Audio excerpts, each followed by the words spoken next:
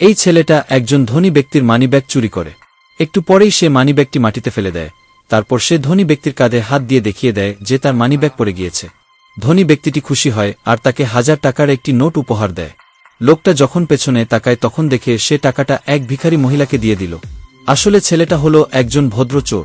তার চুরির অসাধারণ দক্ষতা রয়েছে। যে কোনো তালা ভাঙতে তার মাত্র 15 সেকেন্ড লাগে। প্রতি রাতে সে ধনী আর ক্ষমতাবান ব্যক্তিদের বাড়িতে প্রবেশ করে। তবে সে কখনো মূল্যবান কিছু চুরি করে না, বরং সে দেওয়ালে নিজের আর্ট করা ডিজাইন চিহ্ন রেখে যায়।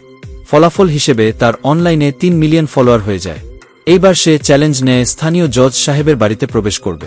কিন্তু ভিতরে ঢুকে সে দেখতে পায় যে জজ সাহেবের বাড়ি অদ্ভুত সব জিনিস দিয়ে ভরা। ড্রয়ারে রাখা আছে হ্যান্ডসাম ছেলেদের অনেকগুলো ছবি। এতে তার সন্দেহ হলো যে নিশ্চয়ই হয়তো এই বাসায় কোনো গোপন রহস্য লুকিয়ে আছে। অবশেষে বেসমেন্টে সে একটি আলমারির পেছনে সে একটি লুকানো গোপন রুম খুঁজে পায়। ছিদ্র দিয়ে ভেতরে উকি দিতেই ছেলেটা এতটাই ভয় পেল যে সে লাফিয়ে উঠল।